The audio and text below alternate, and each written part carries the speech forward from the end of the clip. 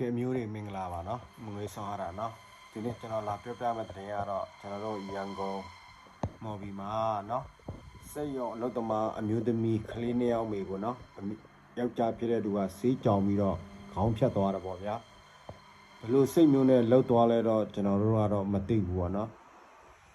ဒါပေမဲ့ဒီခေါင်းပြက်ကြီးကိုကာပြီးတော့နော်လမ်းကနေထွက်လာပြီးတော့ကားလမ်းမကြီးမှာနော်